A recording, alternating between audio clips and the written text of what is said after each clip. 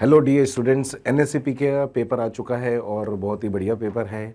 JEE mains और advance के बीच का इसका लेवल है। चलो देखते हैं कि कुछ क्वेश्चंस अपने पास जो यहाँ पर हैं वो किस तरीके के आए हैं।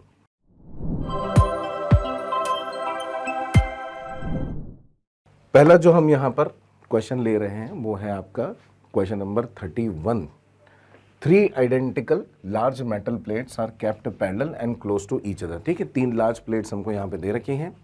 Each plate can be treated as an ideal black body. जैसे ही हम ब्लैक बॉडी का नाम सुनते हैं हमको कहीं ना कहीं पे हिंट हो जाता है कि वो रेडिएशन चैप्टर से आया होगा। वेरी हाई थर्मल कंडक्टिविटी है।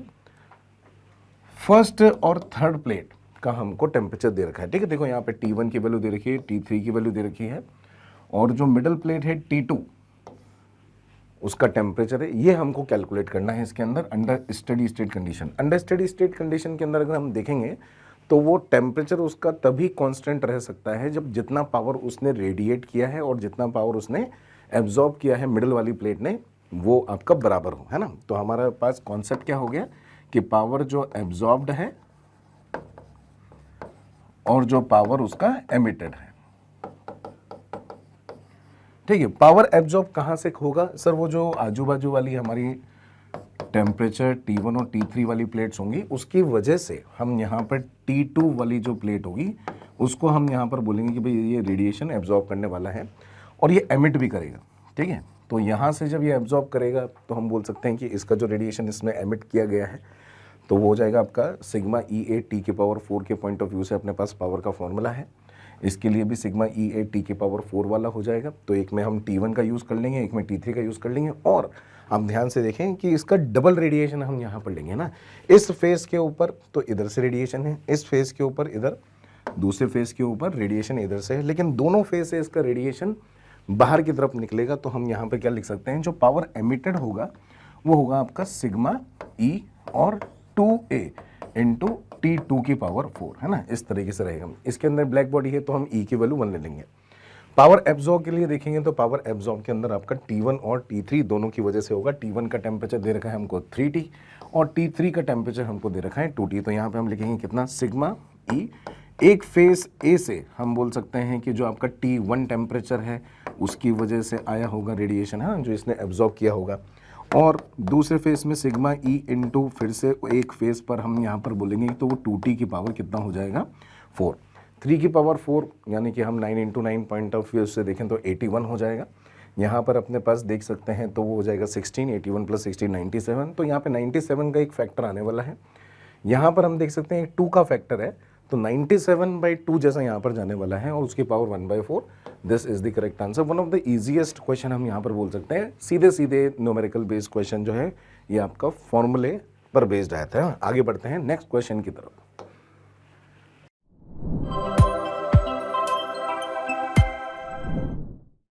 तो नेक्स्ट क्वेश्चन है हमारे पास, a thin uniform circular disc of radius a is placed in the x y plane. आपको डिस्क नजर आ रही है with it centre at the origin. इसका सेंटर ओरिजिन पे लेना है। A small circular disc of radius b, जिसका सेंटर हमको देखा है उसको कट कर दिया है और उसमें होल कर दिया गया है। सेंटर ऑफ मास से ये क्वेश्चन आया है। ठीक है, हमको सेंटर ऑफ मास की पोजीशन निकालनी है। तो हम ऐसे क्वेश्चन में जिसमें कट कर दिया जाता है क्या करते हैं, जैसे फॉर एग्जांपल ये एक बड़ी सी डिस्क थी, उसके अंदर से हम एक छोटी सी डिस्क को हटा लेंगे। तो इसके अंदर हम किस तरह से काम करते हैं, सब बड़े वाले का और छोटे वाले को अलग अलग ले लेते हैं, राइट। अगर हमको पोजीशन ऑफ सेंटर मास देखना है RCM की वैल्यू तो वो हो जाएगी आपकी M1R1 plus M2R2 upon M1 plus M2। लेकिन यहाँ पर क्योंकि रिमूव किया जा रहा है एक मास को तो हम यहाँ पर जो M2 की वैल्यू लिखेंगे वो नेगेटिव पार्ट में लिख लेंगे, यहाँ पर जो M2 की वैल्यू लिखेंगे वो नेगेटिव पार्ट में लिख लेंगे। And R1 and R2 will be the coordinates. ठीक है, तो यहाँ पर आपको दिख रहा है कि एक्स एक्सिस के हिसाब से हो रहा है तो ये यहाँ पर x1 और x2 के टर्म्स में हम यहाँ पर लिख सकते हैं, राइट। तो कैलकुलेशन के पॉइंट ऑफ व्यू से अगर हम आते हैं तो देखिएगा कि जो आपकी बड़ी डिस्क है उसका जो R1 का वैल्यू है या X1 का वैल्यू है अपन यहाँ पर क्या बोलेंगे सर, वो तो 0 कोऑर्डिनेट के बराबर हो जाएगा। और इसका जो मास है उसको अपन M1 ले लेते हैं।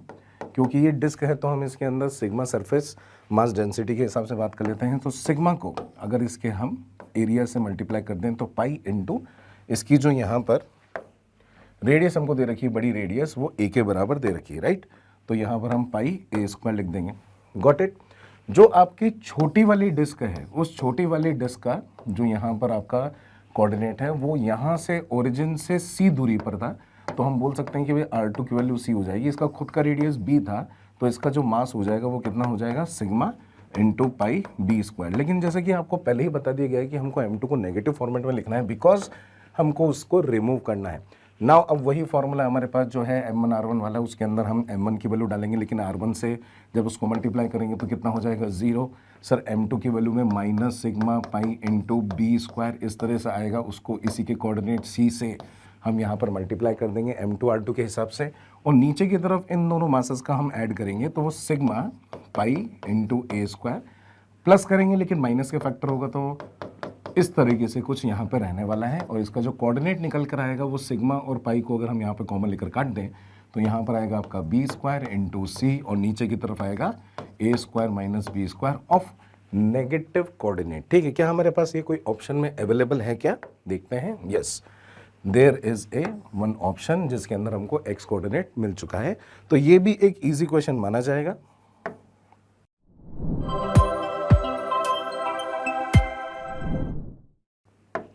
नेक्स्ट क्वेश्चन की तरफ चलते हैं और देखते हैं कि ये कहां से आया है। 1 mole of an ideal mono atomic gas. Okay, तो यहीं पर ही हमको हिंट लग जाता है ये केटीजी थर्मोडायनेमिक्स की तरफ से आया होगा।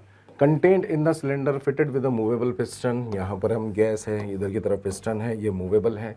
ओरिजिनली एट P1 V1 और T1। ठीक है, यहाँ पर प्रेशर P1, वॉल्यूम V1 और टेम्परेचर T1 है। T1 को ध्यान से देखिएगा कि ये डिग्री सेल्सियस में दे रखा है, तो हम इसको केल्विन में कन्वर्ट कर लेंगे। ये कितना हो जाएगा आपका 300 केल्विन के बराबर। The gas is slowly heated initially 8.31 watt hour of energy. Watt hour को हम जूल में इजीली कन्वर्ट कर सकते हैं। ठीक है, तो यहाँ पर आपको जो एनर्जी दी गई है, या फिर जिसको हम क्यू वैल्यू बोल देते हैं, जो हीट सप्लाई की गई है वो कितनी है आपकी 8.31 इंटू वॉट आवर। आवर को कन्वर्ट कर लेते हैं अपन सेकेंड्स के अंदर, तो इतना आपको जूल यहाँ पर एनर्जी दिया गया है। At the same time it is allowed to expand at the constant pressure. ठीक है, तो जो प्रोसेस का नाम है वो क्या हो गया, जो प्रोसेस का नाम हो गया वो हो गया आइसोबैरिक। ठीक है, जैसे ही हमारे दिमाग में आइसोबैरिक आता है हमको पता है कि भाई प्रेशर कांस्टेंट रहेगा, वर्क डन वगैरह कुछ भी निकाल सकते हैं। नई स्टेट जो हो जाती है वो कितनी हो जाती है, P1 और V2 और T2। ठीक है, प्रेशर सेम रहता है। करेक्ट ऑप्शन इज, यानी कि सिंपल सा क्वेश्चन है। अब हमको यहाँ पर देखना है क्या क्या चाहिए। इनको फाइनल टेम्परेचर की वैल्यू चाहिए, इनको work done by the gas चाहिए, इनको यहाँ पर internal energy of the gas increase, ये सब चाहिए। तो बताओ कि वर्क डन का जो फॉर्मूला होता है आइसोबैरिक के अंदर वो क्या होता है। सर वो होता है आपका NR डेल्टा T के बराबर, राइट। और अगर हमको यहाँ पर आपकी इंटरनल एनर्जी के बारे में बात करनी होगी तो वो इंटरनल एनर्जी का फॉर्मूला कितना होता है, सर वो F/2 NR डेल्टा T होता है, राइट। ठीक है, देखिए आप यहाँ पर R के टर्म्स में ही हमसे आंसर भी पूछा गया है, और ये जो है F की वैल्यू यहाँ पर हम 3 लिख देंगे, तो ये हो जाएगा आपका 3/2 NR डेल्टा T के बराबर, राइट। और हमको हीट सप्लाई भी दे रखी है, तो फर्स्ट लॉ ऑफ थर्मोडायनेमिक्स से हम यहाँ पर देख पाएंगे कि Q is equals to work done plus delta U यहाँ पर होने वाला है, जिसमें Q की वैल्यू हमको पता है। इसके अंदर हमको ये पता लग गया है कि इसको NR डेल्टा T लिखना है। हमको ये भी पता लग गया है कि ये जो डेल्टा U है इसकी वैल्यू कितनी है, अपन को 3/2 NR डेल्टा T लिखनी है। और यहाँ पर था अपने पास 8.31 इंटू 3600 के बराबर। ठीक है, हमको क्या नंबर ऑफ मोल्स दे रखे हैं, क्या, यस नंबर ऑफ मोल्स दे रखे हैं, 1 मोल हमको दिया हुआ है, राइट। तो n की वैल्यू 1 डाल देंगे, r के टर्म्स में हम यहाँ पर इसको लिखेंगे, तो ये 5/2 into r into delta T, इससे हमको डेल्टा T की वैल्यू मिल जाएगी। ठीक, और यहाँ से जो आपके डेल्टा T की वैल्यू आती है वो डेल्टा T की वैल्यू आती है 1435 के आसपास। ठीक है, 1435 या फिर 1440 जैसा हम यहाँ पर मान लेते हैं। ठीक है, इसके बीच का आंसर आता है। और ये बताइए कि टी इनिशियल टेम्परेचर कितना है। टी इनिशियल टेम्परेचर है अपने पास 300 केल्विन। तो बताओ टी फाइनल टेम्परेचर कितना हुआ। सर इसके अंदर हम ऐड कर देते हैं, तो 1740 केल्विन है ना, ध्यान रखना है 1740 केल्विन है। क्या हमारे पास कोई ऑप्शन मौजूद है, क्या हमारे पास value of the T2 is 1740 है। हाँ, लेकिन ध्यान से देखिए ये डिग्री सेल्सियस में दिया हुआ है, यानी कि ये हमको टिक नहीं करना। फिर आप यहाँ पर बड़ी आसानी से वर्क डन निकाल लेंगे। ठीक है, तो वर्क डन भी आपका ऑप्शन मैच नहीं करता है, ये आप खुद चेक करिएगा, सी भी ऑप्शन मैच नहीं करता है। लेकिन हमको V2 और V1 का जब हम रेशो निकालेंगे तो क्या वो टेम्परेचर के रेशो का ही होगा? बिल्कुल, क्योंकि हमको पता है कि PV is equals to nRT के पॉइंट ऑफ व्यू से V will be proportional to T। तो जब आप यहाँ पर T2/T1 करते हैं तो उसकी वैल्यू 5.8 के आसपास ही आती है, इसलिए हम वॉल्यूम का रेशो भी 5.8 ही देते हैं। इस तरीके से ये क्वेश्चन हो गया है ना। ठीक है, ये थोड़ा सा हम बोल सकते हैं थोड़ा मॉडरेट क्वेश्चन है, थोड़ा सा टाइम कंज्यूमिंग रहेगा, लेकिन ज़्यादा टाइम कंज्यूमिंग तो ये भी नहीं है।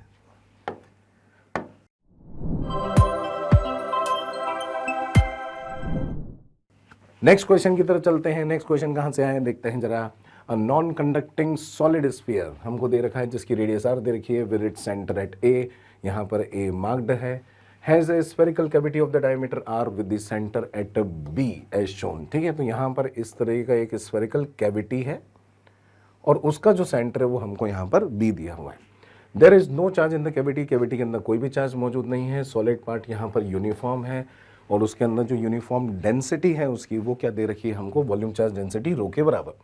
इलेक्ट्रिक पोटेंशियल का ये क्वेश्चन है तो कहीं ना कहीं पर हमको समझ में आ चुका है कि हमको बस फॉर्मूला वाइज यहाँ पर काम करना होगा और कहाँ पर निकालना है, सेंटर ए के ऊपर। तो यहाँ पर फिर से वैसी ही चीज़ें हम यहाँ पर देख पाएंगे कि सर एक बड़े स्फीयर की वजह से उसके सेंटर पे पोटेंशियल लिख दिया जाएगा और जो छोटा स्फीयर होगा जिसको हमने रिमूव किया होगा उसके भी इस पेरीफेरी वाले पॉइंट पे है ना। देखो यहाँ पर अगर हम इसको बनाएंगे तो a point will be at the periphery of this small sphere. ठीक है, इसके पास कोई चार्ज होगा, यस सर, इसके पास कोई Q1 चार्ज होगा, इसके पास कोई चार्ज होगा, यस सर।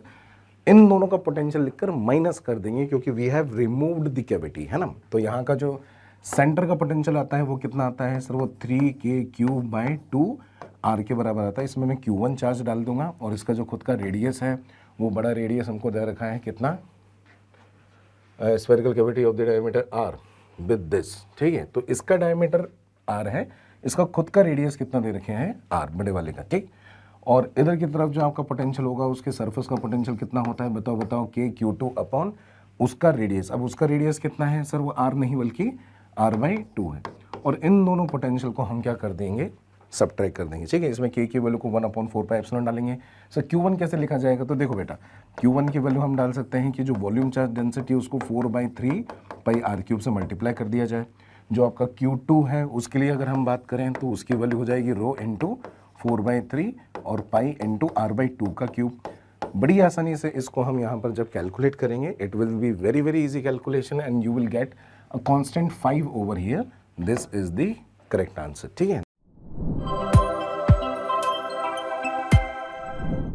नेक्स्ट क्वेश्चन की तरफ चलते हैं और देखते हैं कि ये कहाँ से आया है। कहीं ना कहीं पर इसकी शक्ल देखकर ही पता लग जाता है, ये तो हमारे लॉजिक गेट का क्वेश्चन लग रहा है, right. The figure below depicts the voltage wave forms of the binary input signal and A and B and the output signal C। तो हमने इनपुट सिग्नल 2 दिए हैं और हमको यहाँ पर आउटपुट सिग्नल मिला है। तो सर्टेन लॉजिक गेट ये चीज़ बताता है, तो ये कौन सा होगा, तो हम यहाँ देख सकते हैं कि सर 0 0 का आंसर 0 आना है। ट्रुथ टेबल हम बना लेंगे। सर 1 1 का आंसर आपका 1 आ रहा है, 1 और 1 का आंसर फिर से 1 आ रहा है। लेकिन अगर इन दोनों में से कोई भी एक 0 होता है, जैसे ये 0 है ये 1 है, तो आंसर 0 आ रहा है। ठीक है, इन दोनों में से कोई भी एक 0 होता है तो आंसर 0 आ रहा है, इन दोनों में से कोई भी एक 0 है तो आंसर 0 आ रहा है, राइट। अगर हम यहाँ पर बात कर रहे हैं तो ये कब होता है सर, ये एंड गेट में होता है, क्योंकि यहाँ पे बिल्कुल ऐसा लग रहा है कि A और B को मल्टीप्लाई किया गया है। अगर दोनों के दोनों 1 होंगे तो ही आंसर 1 आएगा। इधर भी आप देख सकते हैं, इधर की तरफ 1 है, इधर भी 1 है, तो यहाँ पर भी आंसर ये थोड़ा सा शिफ्टेड है, इधर भी आंसर 1 होगा। So and get will be the right answer, है ना। ठीक, नेक्स्ट क्वेश्चन की तरफ चलते हैं।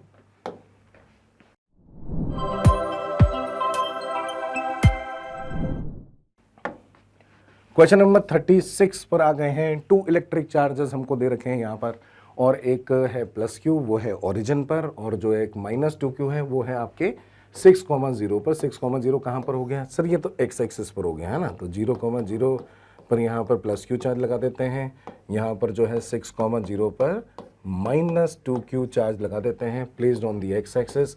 The locus of the point P in the XY plane. आपको एक ऐसा पॉइंट सेलेक्ट करना है जो कि इसी के ही प्लेन में हो और उसका जो पोटेंशियल है वो वैनिश हो जाए। पोटेंशियल वैनिश मतलब कि पोटेंशियल 0 करना है। तो हम यहाँ पर कोई भी एक पॉइंट ले लेते हैं XY प्लेन के अंदर, जो कि हम x, y उसको बोल सकते हैं। इसका लोकस हमको निकालना है कि यहाँ पर पोटेंशियल 0 हो जाए। क्या यहाँ से लेके यहाँ तक की दूरी मिल जाएगी? बिल्कुल मिल जाएगी, √(x² + y²।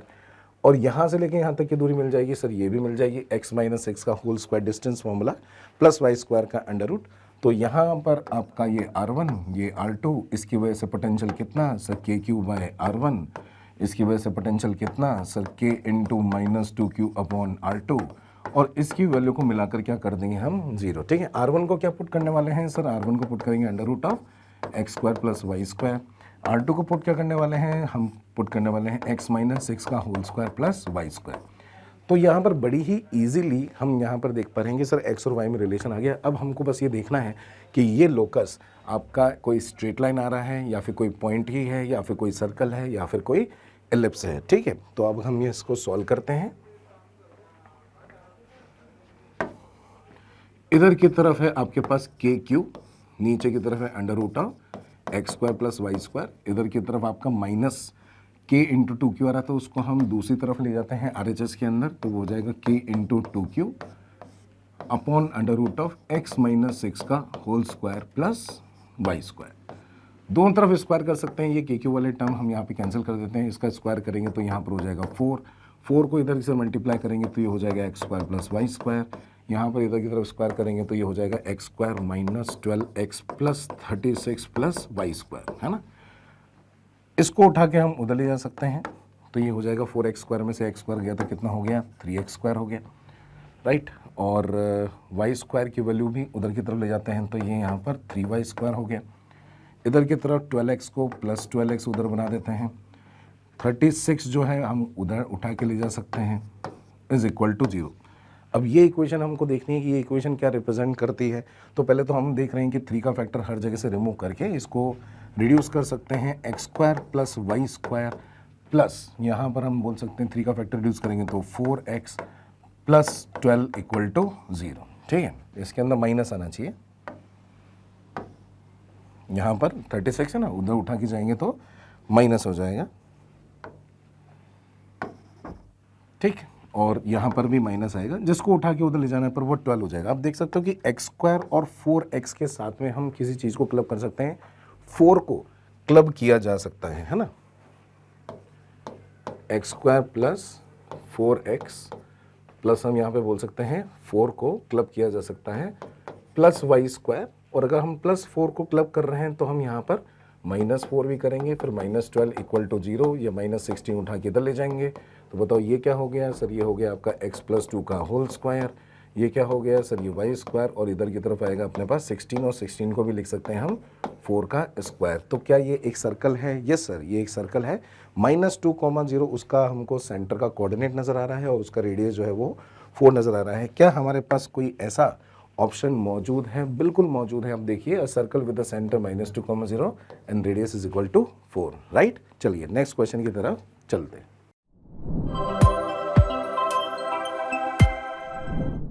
ठीक है, नेक्स्ट क्वेश्चन जो है क्वेश्चन नंबर 37। यहाँ पर in the circuit shown the zener diode. तो यहाँ पर सेमीकंडक्टर से रिलेटेड क्वेश्चन आया है, जेनर डायोड से रिलेटेड क्वेश्चन आया है, उसकी सर्किट प्रॉब्लम यहाँ पर देखने को मिल रही है। आइडियल 1 है, उसका ब्रेकडाउन वोल्टेज 5 वोल्ट के बराबर दे रखा है।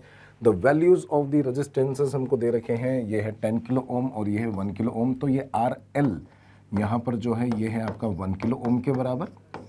ये जो आपका RS है ये है आपका 10 किलो ओम के बराबर। यहाँ पर हमको जेनर डायोड इधर की तरफ दे रखा है, this is the zener diode. और यहाँ पर हमको 11 वोल्ट की बैटरी दे रखी है। The current through the resistances हमको बताने हैं रेजिस्टेंस के अंदर क्या क्या करंट यहाँ पर जाने वाले हैं। तो देखिए, जेनर डायोड को हमको अधिकतर जो होते हैं वो रिवर्स बायस कंडीशन में ही यूज़ करते हैं। क्या यहाँ पर भी रिवर्स बायस कंडीशन में है? हाँ, हम देख सकते हैं कि P और N पार्ट होता है, N को पॉजिटिव से, P को नेगेटिव से, यानी कि लोअर पोटेंशियल से कनेक्टेड ऐसा मानते हैं। तो ये रिवर्स बायस है। अब रिवर्स बायस के अंदर इसका ब्रेकडाउन हुआ है या नहीं हुआ है, तो सर इसके अक्रॉस आपको क्या है 5 वोल्ट क्रॉस करना ज़रूरी है। क्या ये 5 वोल्ट क्रॉस करता है या नहीं करता, ये पहले चेक करना होगा। तो हमको पता है कि ये है आपका 11 वोल्ट। इधर की तरफ यहाँ पर आपका इधर की तरफ बोला जा सकता है कि ये टोटल सर्किट जो हुआ है, ये सर्किट आपका है 11 किलो ओम के बराबर। ठीक है, तो करंट कितना होगा सर? करंट हो जाएगा आपका 11 वोल्ट अपॉन 11 किलो ओम के बराबर। ये हम चेक कर रहे हैं। सर आप इसमें ये चेक कर रहे हो कि जेनर डायोड के अंदर अगर रिवर्स बायस में कंडीशन में ब्रेकडाउन नहीं हुआ है तो ऑलमोस्ट नील करंट जाएगा, राइट। इसीलिए हम यहाँ पर इसको एक बार ये चेक कर रहे हैं कि अगर इधर की तरफ ये जा रहा होगा तो वहाँ पर कितना पोटेंशियल आ रहा होगा। इस आई को जब हम 1 किलो ओम से मल्टीप्लाई करेंगे तो इसके अक्रॉस केवल 1 वोल्ट आएगा। क्या ये 1 वोल्ट के अंदर ये इधर की तरफ ब्रेकडाउन हो जाएगा? बिल्कुल भी नहीं, है ना, ये ब्रेकडाउन नहीं होने वाला।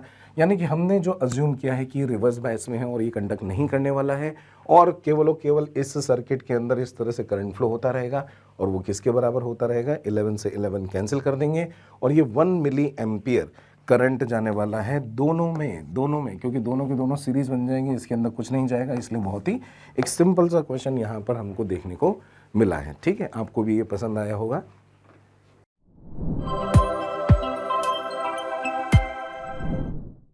नेक्स्ट क्वेश्चन की तरफ चलते हैं and we have question number 38। ये क्वेश्चन मुझे फिर भी एक इनोवेटिव टाइप ऑफ क्वेश्चन लगा है। देखते हैं कि आपको पहली बार में समझ में आता है कि नहीं, है ना।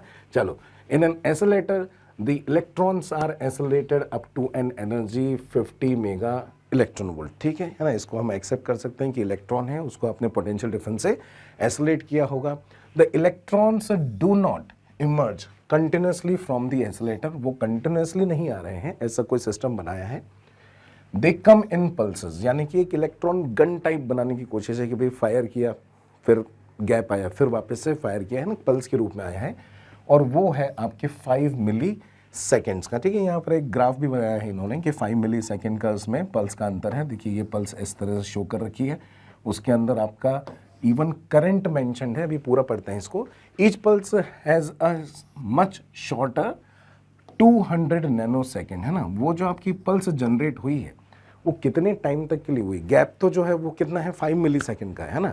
और जो पल्स का खुद का निकलने का टाइम, ऐसा मान सकते हैं एक सिस्टम बना रखा है, एक मशीन हमने बना रखी है जिससे इलेक्ट्रॉन जो आपके निकलते हैं उसके बीच में टाइम हम बोल सकते हैं कि इंटरवल जो है वो 200 नैनो सेकेंड है। टाइम इंटरवल बोलेंगे तो ये है ना, दो पल्स के बीच का जो टाइम डिफरेंस आएगा, टाइम इंटरवल का डिफरेंस, वो 5 मिली सेकेंड है। लेकिन उसका जो पूरा समय है, जो रेंज है, जिस समय के लिए आपके इलेक्ट्रॉन्स मौजूद थे उस पल्स के अंदर, वो है 200 नैनो सेकेंड्स के बराबर। Electron current carrying the pulse is 100 milli ampere while the current is 0 between the two successive pulses। बीच में कोई करंट नहीं है, यहीं पर ही हम करंट मानेंगे।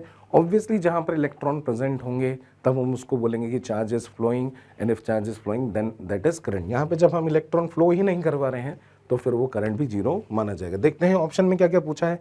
एवरेज करंट के बारे में हमसे पूछा है, peak value of the power delivered के बारे में पूछा है, एवरेज पावर डिलीवर्ड के बारे में पूछा है और फिर से एवरेज पावर डिलीवर्ड के बारे में पूछा गया है। ठीक है, तो आप बताइए कि करंट कैसे निकालेंगे, एवरेज करंट कैसे निकालेंगे? सर हमको चार्ज निकालना पड़ेगा और हमको उसमें टाइम इंटरवल से डिवाइड करना पड़ेगा, राइट। तो हम आई की value Q upon delta T ऐसा लिखते हैं ना, तो इस तरीके से हमको एवरेज करंट के बारे में पता चलेगा। चार्ज की वैल्यू हम कैसे निकाल सकते हैं? सर चार्ज की वैल्यू हम निकाल सकते हैं, आप देखिए इधर कि ये जो आपको करंट दे रखा है उस पल्स के अंदर वो 100 मिली एम्पियर, वो खुद भी चार्ज पर यूनिट टाइम के पॉइंट ऑफ व्यू से होगा और वो टाइम की वैल्यू भी हमको दे रखी है। तो इसको अगर हम मल्टीप्लाई कर लेते हैं, सो दैट ग्राफ का एरिया ही है ना, यहाँ पर टी वर्सेस हम बोल सकते हैं कि आई टी ग्राफ यहाँ पर दे रखा है जैसे इसमें, तो अगर उसको हम मल्टीप्लाई कर लेते हैं तो इसके अंदर जो अभी आपके इलेक्ट्रॉन्स का चार्ज होगा उसकी वैल्यू हमको मिल जाने वाली है। ठीक है, तो ये हो जाएगा आपका कितना? 100 milli ampere multiplied by 200 nano second. कितना हो गया? सर ये हो जाएगा आपका 10 की पावर -1, ये हो जाएगा आपका 2 इंटू 10 की पावर -7, यानी कि ये हो गया 2 into 10 to the power -8। This is your charge, right. अगर एक बड़ी टाइम इंटरवल के बारे में बात कर रहे हैं हम, तो वो कितना है अपने पास? 5 मिली सेकेंड। और अगर मेरे को आई एवरेज निकालना है तो ये जो चार्ज है, अगला चार्ज कब जा रहा है उसका टाइम इंटरवल अपन को यहाँ पर लेना पड़ेगा, that is called the average. तो 2 इंटू 10 टू द पावर -8 यहाँ पर था और उसको हम डिवाइड करते हैं 5 मिली सेकेंड, यानी कि 5 इंटू 10 टू द पावर -3 से, तो ये हो जाएगा आपका 10 की पावर -5 और इधर की तरफ 2/5 को 0.4 लिख देंगे, तो इसका आंसर आ जाएगा 4 माइक्रो एम्पियर। ठीक है, कितना आएगा? 4 माइक्रो एम्पियर इसका आंसर आ जाएगा। इन्होंने ऑप्शन में क्या दिया है? 4 मिली एम्पियर, इसलिए हम इसको टिक नहीं करेंगे। फिर उसके बाद हमारे पास peak value of the power delivered by the electron beam कितना होगा, या एवरेज पावर डिलीवर्ड कितना होगा। तो हम जब यहाँ पर एवरेज की बात कर रहे थे तो एक बार फिर से एवरेज के लिए कैलकुलेट करते हैं, फिर हम पीक वैल्यू के बारे में बात करते हैं। तो हमको ये पता चल गया था कि जो आपके चार्ज की वैल्यू है वो कितनी आई थी, 2 × 10⁻⁸ के बराबर, ठीक है। ये आपके कूलम के अंदर चार्ज। क्या मैं इसको n × e लिख सकता हूँ, यानी कि नंबर ऑफ इलेक्ट्रॉन्स कितने उसमें जा रहे हैं, क्योंकि हर एक इलेक्ट्रॉन की एनर्जी हमको पता है कि सर वो 50 मेगा इलेक्ट्रॉन वोल्ट है ना। एनर्जी ऑफ सिंगल इलेक्ट्रॉन हमको क्वेश्चन में मेंशन है और वो कितनी दे रखी थी, 50 मेगा इलेक्ट्रॉन वोल्ट, ठीक है। तो बताओ कि सर कितने नंबर ऑफ इलेक्ट्रॉन्स उसके अंदर मौजूद होंगे, ये तो निकालना पड़ेगा। हाँ, तो बेटा वो निकल जाएगा। n × e की वैल्यू हम बोल सकते हैं कि 1.6 × 10⁻⁹ है और वो 2 × 10⁻⁸, तो नंबर ऑफ इलेक्ट्रॉन्स की वैल्यू कितनी होगी, 2 × 10⁻⁸ अपॉन e के बराबर, ठीक है। हर एक इलेक्ट्रॉन के पास 50 मेगा इलेक्ट्रॉन वोल्ट है, तो टोटल उसके पास कितनी एनर्जी, क्योंकि हमको कहीं ना कहीं पर क्या पता करना है कि सर वो energy per unit time is the power, है ना। Energy per unit time is the power. तो एक बार कितनी एनर्जी वहां से इलेक्ट्रॉनों के रूप में आ रही है, इलेक्ट्रॉन कैरी करके आ रहे हैं, 50 मेगा इलेक्ट्रॉन वोल्ट से मल्टीप्लाई करेंगे तो total energy in the pulse हमको मिल जाएगी, ठीक है। विद इन द पल्स जो भी हमको एनर्जी है उसके बारे में पता चलेगा और वो कितना हो जाएगा, 2 × 10⁻⁸ upon e into 50 mega electron volt के अंदर हम 50 × 10⁻6 लिख देते हैं, 50 × 10⁻6 लिख देते हैं। जस्ट अ मिनट, इधर लिख देते हैं ना, यहाँ पर 2 × 10⁻⁸ अपॉन e इंटू 50 × 10⁻6, और वो जो इलेक्ट्रॉन वाला जो e वाला पार्ट है वो e वाला पार्ट हम यहाँ पर कैंसिल आउट कर देते हैं। तो कितना हो गया सर, 5 इसके हो गया आपका 100, राइट। 10⁻6 में मल्टीप्लाई करके 10⁻⁸ से मल्टीप्लाई करके आंसर कितना आ गया, 1 जूल। क्योंकि सारी हम ऐसा यूनिट को फॉलो कर रहे हैं, हमने इलेक्ट्रॉन वोल्ट का जो ई वाला फैक्टर है वो भी कैंसिल कर दिया, तो सब कुछ ऐसा यूनिट में हो रहा है। तो ये आ गई है अपने पास एनर्जी,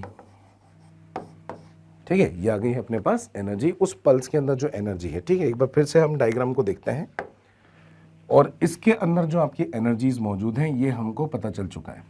अब हमको क्या क्या बोल रखे हैं, peak value of the power. तो इसी इंस्टेंट पर ही जहां पर वो आपकी पल्स गई होगी वही आपकी पीक पावर दे सकती है। तो यहाँ पर जो आपके पास एनर्जी है उस एनर्जी को पर यूनिट टाइम यानी कि 200 नैनोसेकंड से डिवाइड करने पर यहाँ पर आपको क्या मिल जाएगी, यहाँ पर पावर, राइट। अगर एवरेज पावर निकालनी है तो सर फिर से वही एक बिगर टाइम इंटरवल से हमको डिवाइड करना पड़ेगा। तो एनर्जी को जब हम 5 मिली सेकेंड से यानी कि 1 जूल को जब हम 5 मिली सेकेंड से मल्टीप्लाई करेंगे तो ये हो जाएगा ऊपर की तरफ 1000, 1000/5 is 200 and that is your answer, ठीक है। सी आंसर यहाँ पर होने वाला है। नेक्स्ट क्वेश्चन की तरफ बढ़ते हैं।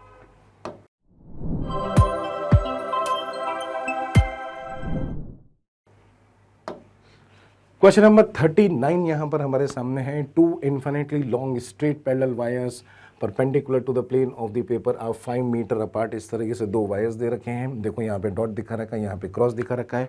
करंट इसमें फ्लो होगा। लॉन्ग वायर्स ये दे रखे हैं। पीक करंट उसके अंदर जो है वो आई दे रखा है और क्यू में भी जो करंट है वो भी आई दे रखा है। क्यू में into the plane of the paper दिया है, पी के अंदर पेपर ऑफ द प्लेन के आउट ऑफ पार्ट में दिया है। Magnetic field B at the O, इस ओ पॉइंट पर हमको मैग्नेटिक फील्ड निकालना है। और ये एक्स वाई एक्सिस कैसे हैं, X and Y axis as perpendicular and parallel to P Q, ठीक है। ये जो पी और क्यू है ये तो जेड में है, ठीक है। एक्स एक्सिस ऑब्वियसली आपके इन दोनों लाइन के क्या दिखाई दे रही है, परपेंडिकुलर, और वाई एक्सिस क्या पी क्यू लाइन के पैरेलल दिखाई दे रही है। हाँ, ओरिजिन जो होगा वो भी प्लेन ऑफ द पेपर में होगा। पी और क्यू के जो पॉइंट्स हमको दे रखे हैं वो भी प्लेन ऑफ द पेपर में है। यहाँ पर जिस तरह से इन्होंने ट्राइंगल बनाया थोड़ा सा इंक्लाइन लग रहा है, लेकिन ये होगा आपका 90 डिग्री, क्योंकि वो पाइथागोरस ट्रिपलेट बन गए हैं। 3 है, 4 है और ये 5 है, तो 5 will be the hypotenuse. Angles भी मिल जाएंगे। दिस एंगल विल बी, अगर हम इसको थीटा मान लेते हैं तो इसके अंदर बोल सकते हैं tan थीटा की वैल्यू 3/4 जैसा, तो ये हो जाएगा अपने पास 37 डिग्री के बराबर। तो ये जो सामने वाला ये वाला एंगल होगा इसको हम बोल देते हैं कितना, 4/3 के हिसाब से 53 डिग्री, है ना। ये सबको ही पता होता है कि सर tan 37 डिग्री इज 3/4 और 1053 डिग्री इज 4/3। चलो मैग्नेटिक फील्ड का फॉर्मूला बताओ सर। लॉन्ग वायर का जो मैग्नेटिक फील्ड का फॉर्मूला है वो कितना होता है, μ0I/2πr के बराबर, जिसमें हमको r की वैल्यू मेंशन्ड है। इस वाले वायर से कितना है 4 और इस वाले वायर से कितना है 3। ठीक है, तो मैं एक नया डायग्राम आपके लिए यहां पर बनाता हूं। देखिए भाई, यहां पर है आपका P पॉइंट जिसके अंदर आपका करंट बाहर की तरफ है। यहां पर है आपके पास Q पॉइंट जिसके अंदर करंट अंदर की तरफ है, दोनों करंट I है। और यहां से ठीक है इस तरीके से ये वाली दूरी कितनी दे रखी है सर 4 और ये वाली दूरी कितनी दे रखी है 3। ये आपका 90 डिग्री। अब हम मैग्नेटिक फील्ड के डायरेक्शन के हिसाब से जोड़ेंगे, क्योंकि इसकी वजह से भी एक बी वेक्टर होगा, उसको B1 वेक्टर बोल देंगे। इसकी वजह से भी कोई बी वेक्टर होगा, उसको B2 वेक्टर बोल देंगे। तो बताइए कि I या DL क्रॉस R क्या वो इसी डायरेक्शन में जाने वाला है? क्या वो इसी डायरेक्शन में जाने वाला है, इसके अलोंग जाने वाला है यहाँ पर? यस, क्योंकि ये R की क्या होता है perpendicular. DL cross R bio Savart law से हम यहाँ पर डायरेक्शन देख रहे हैं। तो इसकी वजह से जो B1 वाला मैग्नेटिक फील्ड वो इधर आने वाला है और इसकी वजह से किधर आएगा सर, ये अंदर की तरफ करंट जा रहा है ना, अंदर की तरफ करंट जाएगा तो I क्रॉस R इस वाली लाइन के अलोंग आएगा ना, 4 वाली लाइन के अलोंग, उसको हम लिख देंगे कितना B2, राइट। चलिए अब ये B1 की वैल्यू कितनी होगी इसकी वजह से सर, वो हो जाएगी आपकी μ0I/2π × 4, राइट। और इसकी वजह से कितनी हो जाने वाली है, ये हो जाएगी आपकी μ0I/2π × 3। बड़ी आसानी से आप x एक्सिस के अलोंग और y एक्सिस के अलोंग इनके कंपोनेंट कर सकते हैं और इनको जोड़ सकते हैं। जैसे ही आप यहाँ पे जोड़ोगे तो आपको ये वाला आंसर मिल जाएगा। ठीक है सर, एंगल वेंगल पता है क्या? बिल्कुल एंगल पता है, you can do it by yourself, क्योंकि हमको ये पता लग गया था कि ये वाला जो एंगल है वो कितना है 37 डिग्री, तो ये वाला एंगल भी 37 डिग्री, तो ये वाला एंगल कितना सर, ये 53 डिग्री हो गया, क्योंकि ये 90 है तो ये कितना सर 37 डिग्री हो गया, राइट। तो आप बड़ी आसानी से B2 का कॉस B1 का कॉस जे कैप में जोड़ लेंगे और B1 का साइन 53 डिग्री और B2 का साइन 37 डिग्री हम x एक्सिस के अंदर जोड़ लेंगे, राइट।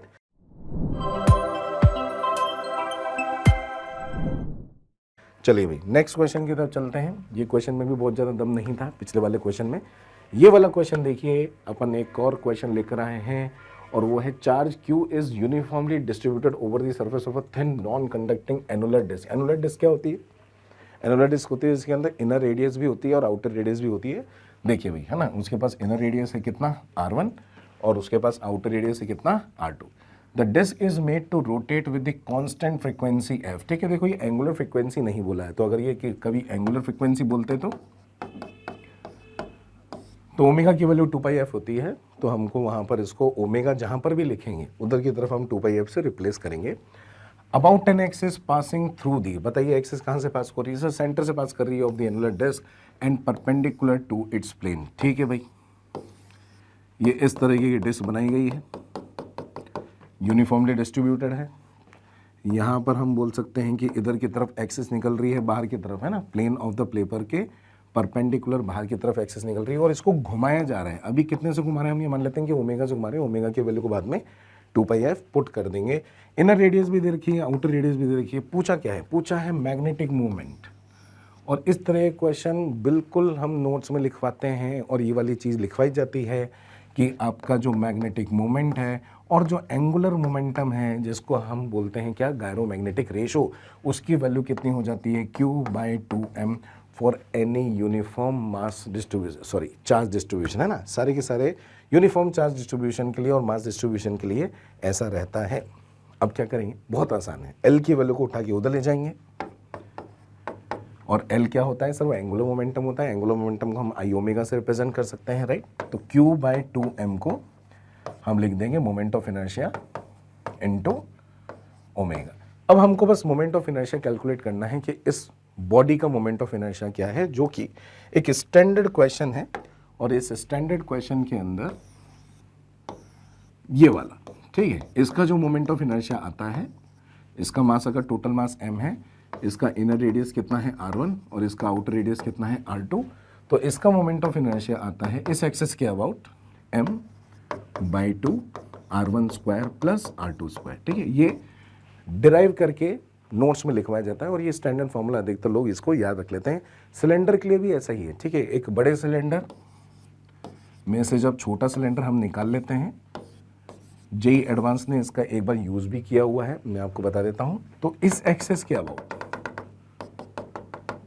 है ना, ये बिल्कुल एनुलर डिस्क जैसा ही है, अंदर की तरफ एक कैविटी जैसा बना दिया है। इसका रेडियस अगर r1 है और इसका रेडियस अगर r2 है, तो इसके अबाउट जब हम इसको इस एक्सिस के अबाउट घुमाते हैं या इस एक्सिस के अबाउट मोमेंट ऑफ इनर्शिया निकालते हैं, तो उसकी वैल्यू कितनी आती है, m/2 r1 square plus r2 square. कैसे निकालते होंगे, अंदर वाले का मास मान लेते हैं m1, बाहर वाले का मान लेते हैं m2, राइट।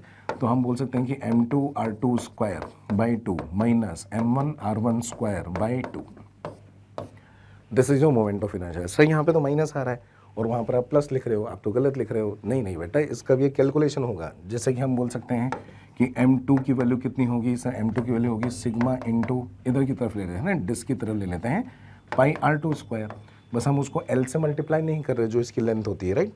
यहाँ पर हो गया ये वाली बात।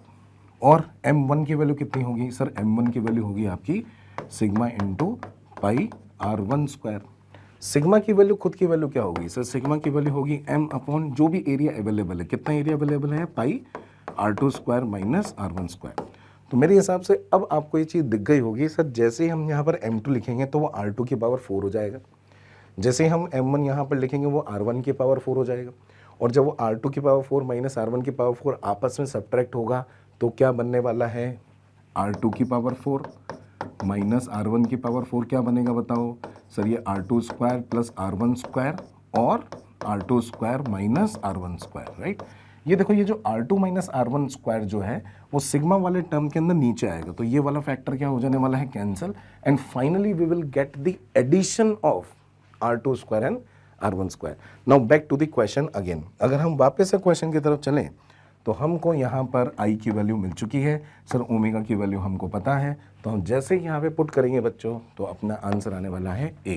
तो आपको ये डिस्कशन हमारा यहाँ पर तहलके वाला डिस्कशन जो बहुत ही शानदार तरीके से किया गया है सभी फैकल्टीज़ के द्वारा, मेरे द्वारा, आप यहाँ पे कमेंट में ज़रूर बताना, ठीक है। Okay, take care.